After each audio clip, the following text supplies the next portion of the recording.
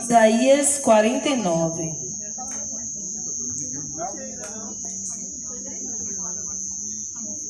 Pode ler? Olha só, está escrito: o Senhor, Isaías 49, verso. Jesus, a lâmpada, deixa eu chegar aqui para de junto. Engraçado, tem gente que usa o óculos, né, para poder ajudar a ler melhor. E depois que eu troquei de óculos, eu tenho que tirar ele para poder enxergar melhor, é mole? Tem que tirar. 8:52. Pronto. Capítulo 49, verso 15. O Senhor responde: será que uma mulher pode se esquecer do filho que ainda mama, de maneira que não se compadeça do filho do seu ventre? Mas ainda que esta viesse a se esquecer dele, eu, porém, não me esquecerei de você. Assim diz o nosso Senhor. Versículo 16. Eis que eu gravei você na palma das minhas mãos. E com as suas muralhas estão continuamente, diante de mim. Amém? Esse versículo está dizendo para mim e para você que ainda que você porventura já foi esquecido pela sua própria mãe, que ele jamais, não é isso? Esqueceria nem de mim e nem de você. E ele diz mais que nosso nome está gravado nas palmas das suas mãos. Vamos ler agora Salmo 27, verso 10.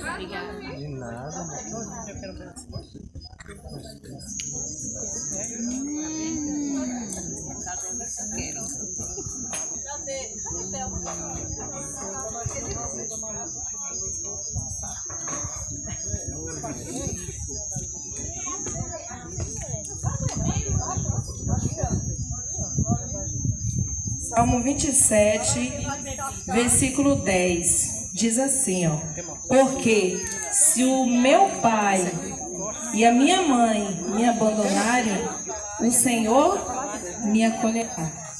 Amém? E eu estava ali sentada, né, meditando em tudo que Mara, né, Mara, a filha do irmãozinho Mara, né, estava falando. E é tão lindo você ver uma jovem, um filho, né, dizer o quanto ama o pai, o quanto é agradecido, né, pela vida do seu pai e sua mãe, e que se ela tivesse que escolher, ela escolheria a mesma família, não é verdade? Mas com certeza, muitos de nós não passamos por essa alegria, né, de ter uma família estruturada, não é verdade? Muitos com certeza aqui têm famílias, têm traumas que herdou, né, de ter uma família disfuncional, de não ter um amor de um pai, de não ter um amor de uma mãe. Às vezes tem pessoas que têm um pai e têm uma mãe, mas às vezes é a mesma coisa que não ter, porque não dá carinho, não dá amor, não dá atenção, né? E faz coisas que a gente assim desejaria nunca ter tido um pai e uma mãe, não é verdade? E o que eu senti vontade de repartir com vocês nessa noite é que o quanto a gente não pode permitir que os traumas, as coisas que aconteceram na nossa infância, que aconteceram, quem sabe está acontecendo na nossa vida, vinha atrapalhar o entendimento do amor de Deus por mim e por você. Então, queridos, o propósito de Deus é que nós tenhamos vida eterna, que sejamos felizes. E esse plano já foi elaborado por um Deus que nos amou, já ali quando a gente estava sendo gerado no ventre da nossa mãe. E assim foi na minha vida e com certeza na vida de cada um de vocês. E eu vim de um lar, irmãos, que o meu pai, ele era policial. E aquele tipo de policial que o que ele fazia lá na delegacia com os ladrões, ele fazia conosco. Eu tinha um irmão, nós fomos criados juntos e foi o que mais passou por isso. Ele veio de um relacionamento que teve 2 filhos, né, meus irmãos, e Ele era um homem que tinha muitas mulheres. Minha mãe era aquele tipo de mulher que era a servente da casa. É aquela que lavava roupa, é aquela que deixava a comida pronta enquanto ele saía, curtia, né? E tudo. E eu via tudo aquilo. E eu me lembro quando eu tinha 10 anos, que eu vi uma situação que eu disse assim, meu Deus, quer dizer, eu nem conhecia Deus. Eu achava que Deus era aquela pessoa que ficava com a vara na mão. Que quando você errava, tome-lhe na cabeça. Ou você faz certo na mão, né? Para você consertar. Eu achava que tudo era abaixo de porrada, né? Foi assim que a gente foi criado. E eu vi aquela situação que minha mãe foi embora. Muitas vezes ela foi embora e deixou em casa com meu pai, né? E ele era uma pessoa muito violenta. E nessa ida de minha mãe, ele acabou se relacionando com uma mulher. E ela voltou em pouco tempo. Quando voltou, a amante já estava em casa e ainda estava grávida. E ela ficou em casa, ainda cuidou dela, né? Ela teve o bebê, meu irmão, que é o caçula. Ela cuidou e ela foi embora. E eu vi uma cena assim, que ele, né, na cama, assim, se achando, né, o gostosão que estava ali. E uma dizia assim, minha mãe dizia assim, daqui eu não saio da cama, né? Daqui eu não vou sair. Se eu soubesse que ele tinha arranjado outra, eu não voltava para casa. E a outra dizia assim, daqui também eu não saio. Se eu soubesse que ele era casado, eu não tinha me envolvido com ele. E ali dormiram os 3 naquela cama. Imagine. E eu com 10 anos, hoje estou com 44, isso aqui bem registrado na minha mente. E eu passei, porque tinha um banheiro, né? Que tinha que passar pelo quarto para ir. E eu olhei aqui, achei aquilo tão estranho, né? E meu pai, como é que ele batia na gente? Para eu poder aprender a ler, ele tinha uma cartilha, que ele fazia uns buraquinhos no papel e ia sorteando assim. Não sei se alguém já passou por isso, que é da minha época. E sorteava assim para dizer A, qual era B, C. Cada erro era um bolo. E olha que a promatória dele era aquelas promatórias que eram usadas lá na delegacia. Uma vez ele deu tanto bolo na minha mão, na mão do meu irmão, que quase fez um furo de um lado a outro. Sentia aqui como se fosse... E ficou aquele abscesso.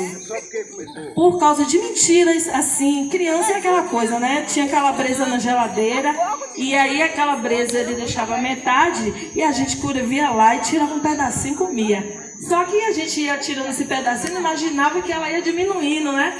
Quando ele chegava, quem pegou essa chouriça, essa calabresa aqui? Eu olhava para meu irmão não foi eu. Isso aí era o suficiente. E era chute na cabeça, já ficava todo roxo. Ele tinha uma sandália de couro que ele batia tanto na gente, que uma vez a boca ficou desse tamanho, vocês terem ideia, inchada. Uma vez ele colocou a nossa mão no fogo.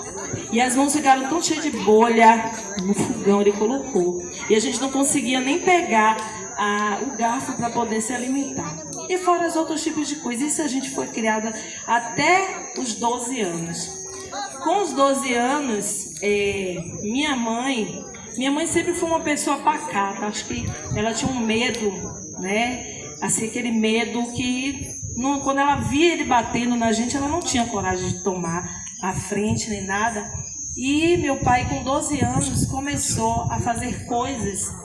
Eu acho que ele me desejava, sabe, irmãos? Ele abusou de mim. Graças ao meu bom Deus que não chegou a me estrupar. Mas as coisas que ele fez foram suficientes para me deixar traumatizada. E eu me lembro que eu estava na escola e dizia assim, e eu não aguentei aquela situação, eu cheguei para uma amiga, né, que eu vi ela muito desenvolvida, assim, uma pessoa que saiu, a gente era criado presa. E aí eu disse para essa amiga, olha, meu pai está fazendo isso, isso e isso. Aí ela, é mesmo, Rosinha, conte para sua mãe, porque a única pessoa que pode ajudar é ela. E assim eu pensei, e com medo. Ele disse, se você contar para alguém, eu levo você para um lugar bem longe que ninguém vai saber. E eu tinha medo.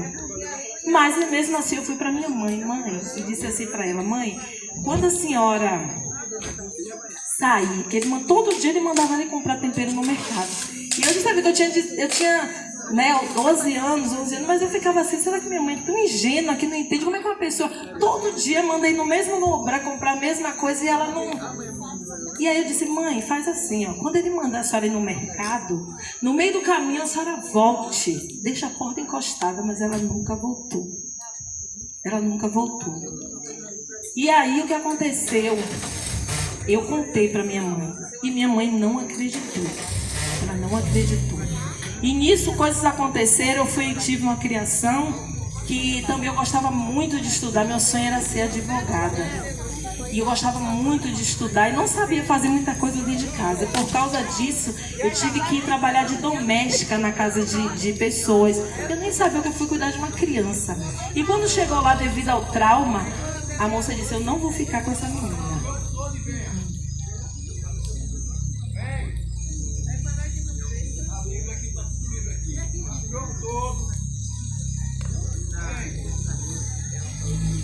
Então, irmãos, essa pessoa disse para mim, essa menina não é certa, leva ela para casa.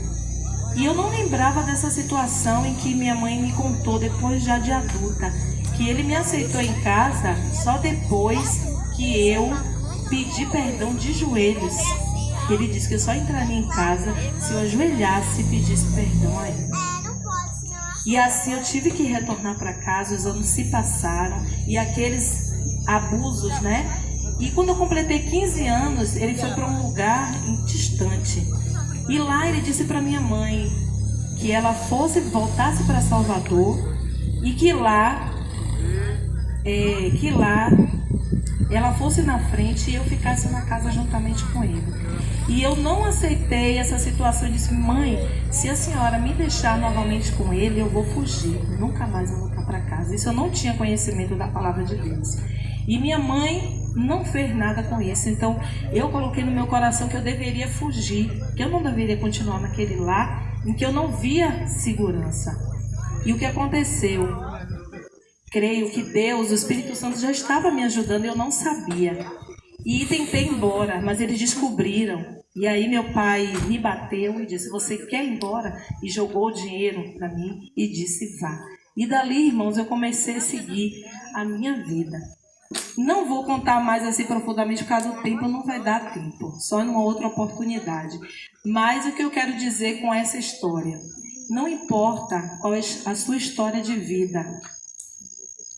Se você não teve um pai, não teve uma mãe, uma família que você esperava, se você ainda carrega dores no seu coração que não te faz ter vontade de prosseguir, lembre de uma coisa, como a palavra de Deus está nos dizendo, que Ele nunca esqueceu de nós. E que o plano dele é nos ver felizes. Que as coisas que passaram, que aconteceram na minha e na sua vida, sejam apenas coisas que nós lembre das coisas ruins, no sentido de lembrar o que Deus fez na sua vida até aqui. O quanto Ele te adotou como filho, como filha, o quanto Ele te ama e o quanto Ele quer ver você feliz. E numa outra oportunidade, irmãos, eu termino o testemunho, porque é grande. São várias situações disso aí. Deus mandou um anjo, né, e que trouxe a palavra para mim. Eu não aceitei de imediato, porque jovem é assim, jovem, né, primeiro quer desfrutar o mundo e tudo, mas quando você conhece o amor de Deus, esse anjo que Deus colocou na minha vida e que me mostrou o amor de Deus, também um policial, Deus fez isso para mostrar para mim que o problema não era ser policial, o problema é não ter o amor de Cristo na vida. Então qualquer pessoa, quando entrega a vida ao Senhor, pode ser transformada. Então que vocês creiam, aceitem Jesus como seu único e verdadeiro Salvador, como um Pai que nos ama, que nos quer bem, que quer nos restaurar de qualquer trauma, de qualquer dificuldade que você passe, qualquer tipo de abuso, que você busque no Senhor força e Ele vai te fazer uma pessoa feliz. Hoje eu sou feliz porque eu tenho Jesus. Hoje eu compreendo tudo que eu passei, porque o Senhor permitiu e a obra maravilhosa que Ele fez na minha vida. Quantos livramentos Ele me deu. Hoje eu sou uma pessoa que tem um prazer em fazer a vontade do Senhor. Vejo a mão do inimigo em cada momento perseguindo, porque Ele não quer que a gente é escolhido de Deus. Ele te escolheu para ser feliz, te escolheu para mostrar o amor dele às outras pessoas. Então que você continue firme e creia, deixe o plano de Deus se desenvolver na sua vida. Amém? Deus continue nos abençoando.